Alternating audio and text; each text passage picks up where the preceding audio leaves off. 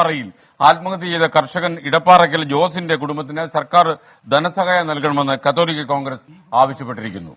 പ്രത്യേക പാക്കേജ് പ്രഖ്യാപിക്കണമെന്നാണ് അവരുടെ ആവശ്യം. അനുകൂല തീരുമാനമുണ്ടായില്ലെങ്കിൽ പ്രക്ഷോഭം സംഘടിപ്പിക്കുമെന്ന മുന്നറിയിപ്പും വന്നിട്ടുണ്ട്. വളരെ അടിയന്തരമായി ബഹുമാനപ്പെട്ട മുഖ്യമന്ത്രിയും വകുപ്പ് മന്ത്രിയും ഈ പ്രശ്നത്തിൽ ഇടപെട്ട് ആ പാവപ്പെട്ട കുടുംബത്തിന് ഒരു താങ്ങായിട്ട് സാമ്പത്തിക സഹായം നൽകണം. അവിടുത്തെ മക്കൾക്ക് മുന്നോട്ട് പോകുവാനുള്ള ഒരു കൈത്താങ്ങ് നൽകണം. കർഷകരായ ഞങ്ങളെല്ലാവരും ഒത്തൊരുമയോടെ നിന്ന് ഗവൺമെന്റിനോട് പാവപ്പെട്ട കർഷകർക്ക് വേണ്ട കർഷക സഹായ പാക്കേജുകൾ ഉടനടി നടപ്പിൽ വരുത്തണമെന്ന് ആവശ്യപ്പെടുകയാണ്. ഈ കർഷക ആത്മഹത്യയുടെ പശ്ചാത്തലത്തിൽ സർക്കാരുകൾ ഉണർന്ന് പ്രവർത്തിച്ചില്ലെങ്കിൽ വലിയ ജനകീയ പ്രക്ഷോഭങ്ങളെ നേരിടേണ്ടി വരുമെന്ന് ഞങ്ങൾ മുന്നറിയിപ്പ് നൽകുകയാണ്. സജോ ദേവസ്യ തത്സമയം മോർണിംഗ് ഷോയിൽ ചേരുന്നു. Sajo, good morning. എന്തൊക്കെയാണ് മറ്റ് വിവരങ്ങൾ ഈ വാർത്തയെക്കുറിച്ച്?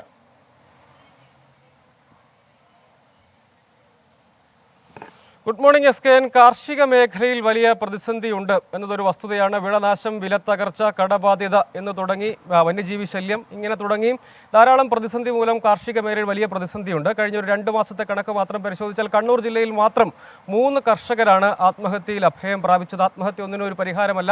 പക്ഷേ വലിയ തോതിലുള്ള പ്രതിസന്ധി, ഇത്തരം പ്രതിസന്ധി, കുടിയിറക്കം, ഇങ്ങനെയുള്ള കടബാധ്യത, ഇങ്ങനെയുള്ള സാമ്പത്തിക ബാധ്യത, അതിലേക്കൊക്കെ ആളുകളെ എത്തിക്കുന്നുണ്ട്.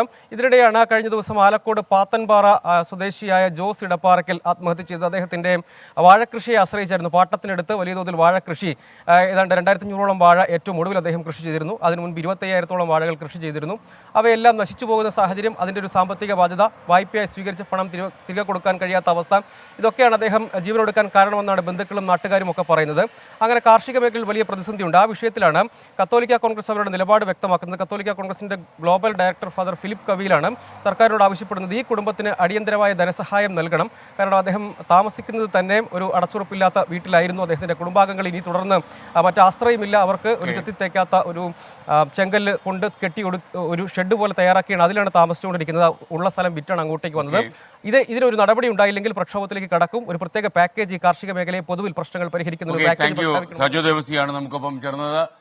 അതിനിടെ യൂട്യൂബിലെ പാപ്പൻ അഥവാ പപ്പൻ ഒരു കമന്റ് അയച്ചിരിക്കുന്നു. PP ജെയിംസ്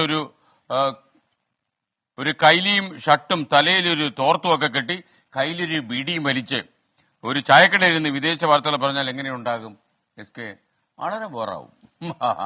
അപ്പോൾ നിങ്ങൾക്ക് ആവശ്യമുണ്ടെങ്കിൽ PP ജെയിംസ് ഇത് ഓൾറെഡി പറഞ്ഞിട്ടുണ്ട്. പപ്പന്റെ ഈ അഭിപ്രായം പുള്ളി അത് ആലോചിച്ചുകൊണ്ടിരിക്കുക. ചിലപ്പോൾ വിദേശ വാർത്തകൾ ചിലപ്പം ഈ കൈലിയും മടക്കി കൊത്തി ചായക്കടയിൽ നിന്ന് ചിലപ്പോൾ ബീഡിയും വലിച്ചുകൊണ്ട് അവതരിപ്പിച്ചെന്ന് വരാം. ഈ നാട്ടിൽ എന്തൊക്കെയാണ് സംഭവിക്കാത്തത്?